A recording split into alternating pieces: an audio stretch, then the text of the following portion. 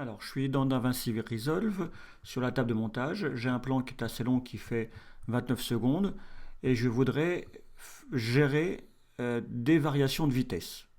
Je vais sélectionner mon plan et je vais appuyer sur la touche commande R. Et on a une nouvelle ligne qui apparaît avec des petites flèches bleues. Je vais positionner mon curseur, par exemple ici. On va mettre, oh non, ici. Je vais cliquer sur la petite flèche ici et faire ajouter un point de vitesse. Alors si on regarde de chaque côté de mon point de vitesse, j'ai deux vitesses. Donc ça veut dire que je vais pouvoir gérer la vitesse différemment à partir de ce point-là. Je vais fixer un autre point un peu plus loin. Je clique à nouveau. Ajouter un point de vitesse.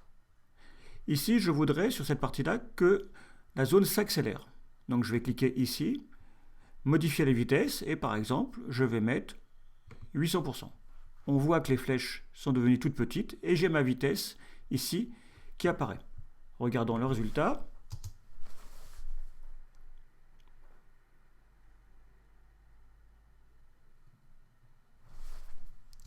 Alors, première chose, je peux déplacer mon point de vitesse.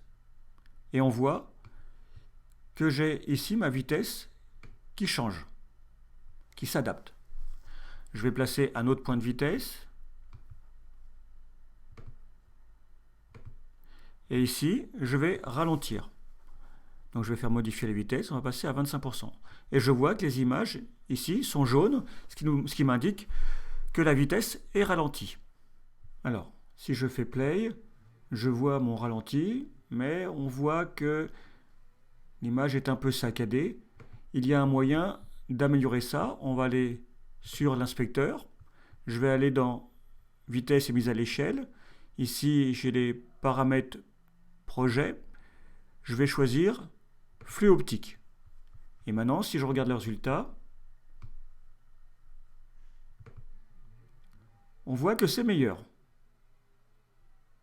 Alors, une autre chose que l'on peut faire, c'est ici, je vais cliquer sur la petite flèche et je vais aller sur retour rapide, que je vais choisir 100% et il m'a créé automatiquement deux autres images qui vont donner un effet de retour. On va positionner, on va regarder. On avance au ralenti. Là, on revient en arrière, puis on repart en avant. Il est possible aussi d'afficher la courbe de vitesse. Donc j'ai bien sélectionné mon plan, j'appuie sur majuscule et C. Pour l'instant, il n'y a rien qui apparaît. Ici, sur la petite flèche, je vais cliquer dessus et aller sur variation de vitesse. Et je vois la variation de vitesse sous forme d'une courbe. Je vais pouvoir sélectionner un point et adoucir le changement. Si on regarde le résultat, la transition est plus douce.